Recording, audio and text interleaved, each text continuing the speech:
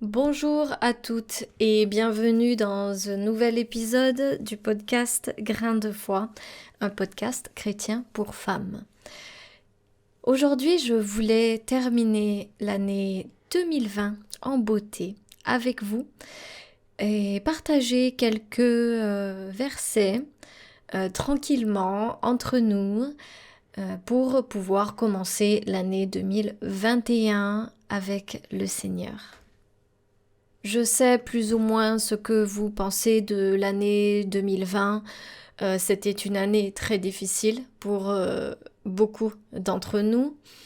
Euh, c'est pour ça d'ailleurs que je voulais la passer en revue parce qu'il n'y a pas eu que des mauvaises choses qui se sont passées en 2020. Même si l'année 2020 n'a pas été parfaite, c'est toujours important de voir le bon côté des choses et de lister tout ce dont nous sommes reconnaissants. 2020, ce n'est pas juste le coronavirus. J'aimerais déjà commencer par un verset que je voulais à tout prix partager avec vous ce matin. Enfin, j'enregistre le matin, donc pour moi c'est encore le matin. Le verset se trouve dans Proverbes chapitre 3, versets 5 et 6. Proverbes chapitre 3, versets 5 et 6. Mets ta confiance en l'Éternel de tout ton cœur et ne te repose pas sur ta propre intelligence. Tiens compte de lui pour tout ce que tu entreprends et il te conduira sur le droit chemin. Mets ta confiance en l'Éternel de tout ton cœur.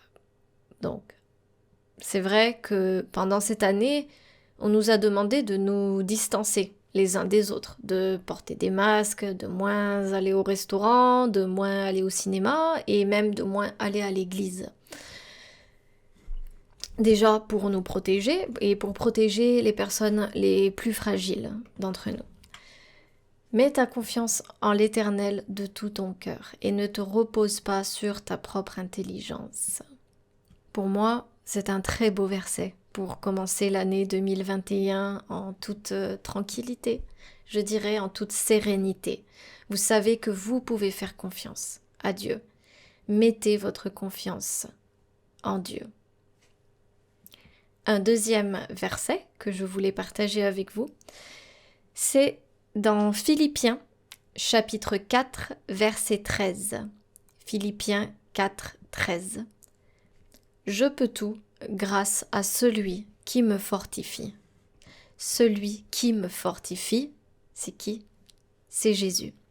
Et grâce à Jésus, je peux tout. Je peux tout endurer. Même si les journées sont difficiles, si elles peuvent paraître très longues, ou bien si vous avez l'impression de ne pas vous en sortir, vous pouvez tout grâce à celui qui vous fortifie, et c'est Jésus. Je sais que beaucoup de personnes ont perdu des êtres chers cette année. Elles ont perdu aussi leur travail. Et je comprends que cette année 2020 a été difficile pour beaucoup d'entre vous. Mais au milieu de tout ce chaos, j'aimerais vous montrer qu'on a encore des raisons de sourire et de s'attendre à quelque chose de bon en 2021. L'année 2020, pour moi, c'était une année avec beaucoup d'entraide. Les gens n'ont pas hésité à se soutenir ou à s'aider les uns les autres. On a même vu des jeunes qui se mobilisaient pour les personnes les plus âgées, qui ont mis en place des systèmes de courses, de livraison de repas. À 20h, pendant le premier confinement, je me souviens, les gens se mettaient à leur balcon pour applaudir le personnel soignant. Et il y avait aussi des gestes qui étaient faits pour le personnel soignant dans les hôpitaux et les cliniques, mais aussi dans les établissements de soins ou les EHPAD.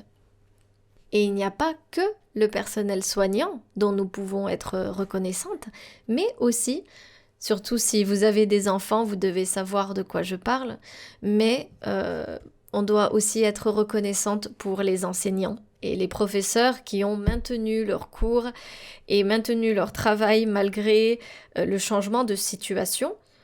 L'école était à la maison pour beaucoup d'enfants et les parents se retrouvaient aussi avec leurs enfants à la maison et ça, ce n'était peut-être pas facile pour tout le monde. Mais on doit être reconnaissante pour toutes ces choses et toutes ces personnes qui sont autour de nous et qui ont fait en sorte à ce que tout ça fonctionne plus ou moins normalement. J'aimerais d'ailleurs à ce sujet partager un proverbe, justement, un verset qui se trouve dans Proverbe, chapitre 27, donc Proverbe 27, 10. « N'abandonne pas ton ami et l'ami de ton père, et n'entre pas dans la maison de ton frère au jour de ta détresse. Mieux vaut un voisin proche qu'un frère éloigné. » Proverbe 17, 17 dit aussi... Proverbe 17, 17 cite aussi « L'ami aime en tout temps, et dans le malheur, il se montre un frère. » C'est vrai que pendant cette année 2020, moi, j'ai aussi remarqué qui étaient mes vrais amis et qui étaient là pour moi. Vous avez eu l'occasion de montrer votre amitié et votre soutien envers beaucoup de personnes et ça aussi, c'est quelque chose dont vous pouvez être reconnaissante. On a donc manifesté de l'amour et de l'amitié les uns envers les autres. Et c'était aussi l'occasion de voir à quel point on pouvait accorder de la valeur aux choses de tous les jours. Avoir un toit au-dessus de soi, à manger dans son assiette, le fait de pouvoir parler, marcher, respirer correctement. Ça, ce sont des choses dont il faut être reconnaissant de toute façon chaque jour. Mais l'année 2020, c'était l'occasion justement d'accorder de la valeur aux choses les plus simples et peut-être à nous encourager à vivre plus simplement. Déjà, les familles, elles ont retrouvé l'occasion de se rapprocher. C'est vrai, les parents et les enfants, à cause du confinement, ont passé plus de temps ensemble. Bon, ce n'était peut-être pas le cas pour les grands-parents, mais pour moi, même si je pouvais pas physiquement être auprès de mes grands-parents, on a passé beaucoup de temps au téléphone et même sur les appels vidéo de Facebook ou WhatsApp. Et donc ça, pour nous, c'était vraiment quelque chose qui nous a aidés et moi aussi, moralement, qui m'a soutenue moralement pendant ce confinement.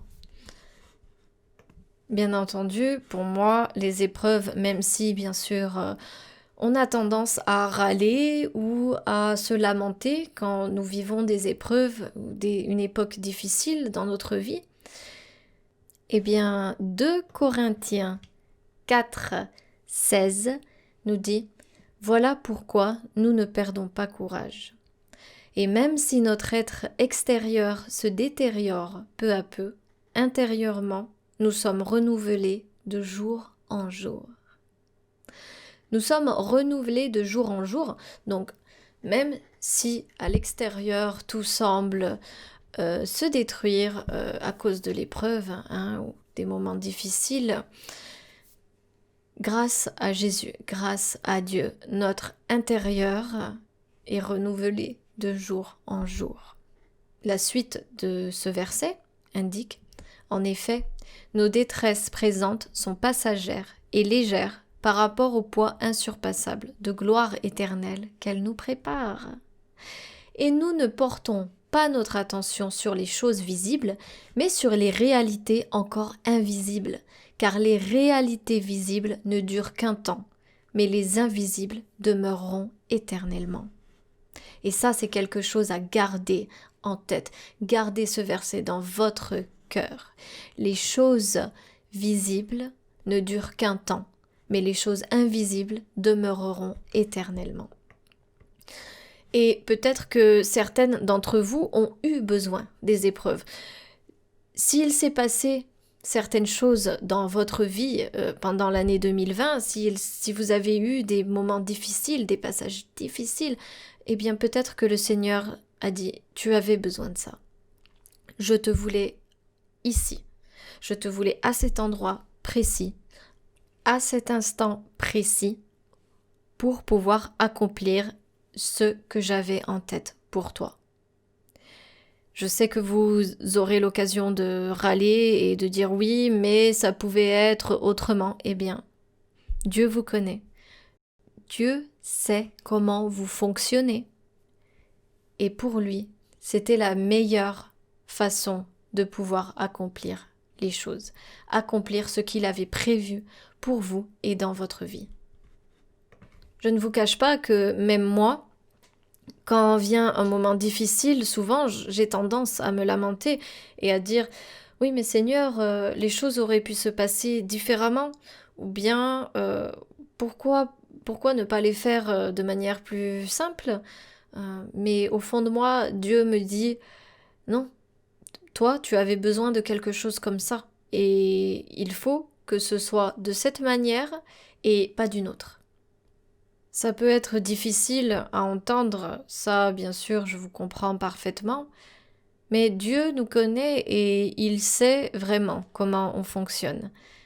Grâce au confinement, je me suis rapprochée de Dieu. J'habite dans le sud de la France et je fréquentais une église à Lyon. Je me sentais vraiment très à l'aise dans cette église.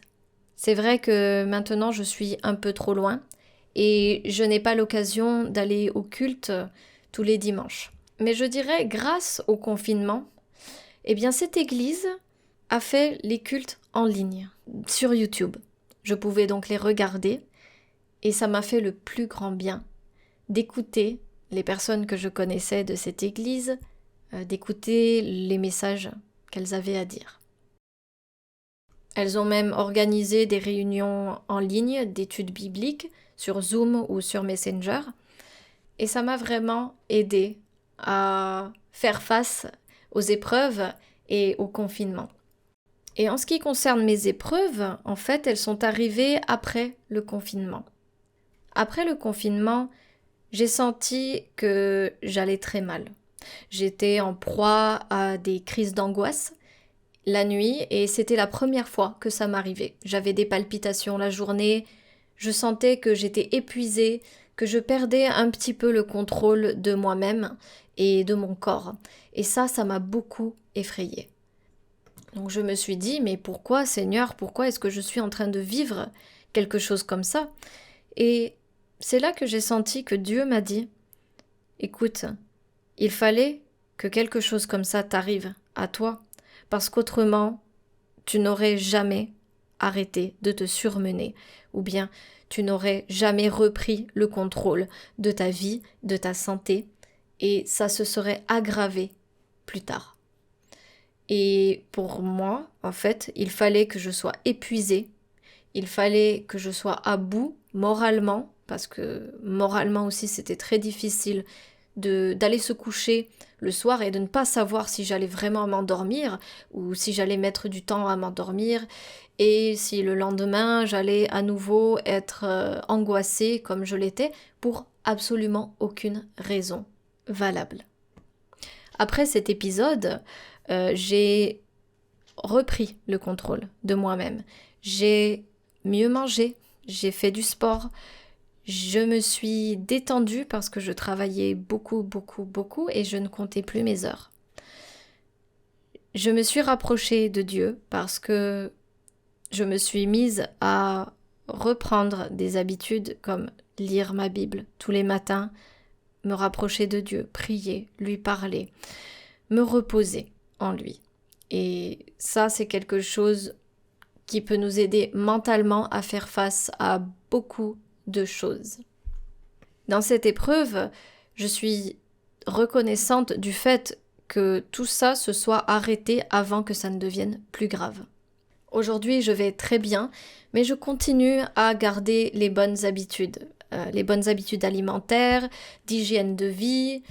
Je ne fume pas, donc ça c'est déjà une très bonne chose, mais j'avais quand même quelques petites habitudes qui n'étaient pas très bonnes. Et pendant tout le confinement, j'étais restée à l'intérieur. Le premier confinement, j'étais restée à l'intérieur et je ne sortais pas. Absolument.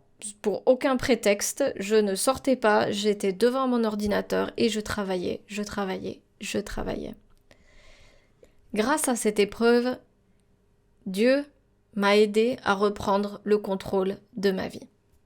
Donc, c'est pour ça que quand je vous dis qu'en 2020, il a dû se passer certaines choses dans votre vie, eh bien c'est peut-être exactement là où Dieu vous voulait. Donc, mes chères sœurs, j'aimerais vous encourager à terminer l'année 2020 avec un grand sourire et beaucoup de joie. J'espère en tout cas que ce podcast vous aura plu et je vous dis à bientôt pour un nouvel épisode du podcast Grain de foi. Podcast que vous pouvez écouter d'ailleurs sur Podbean ou sur Spotify ou bien vous avez aussi la possibilité de visiter le site web graindefoi.com. Grain de foi tout attaché. graindefoi.com. Merci beaucoup et à très bientôt.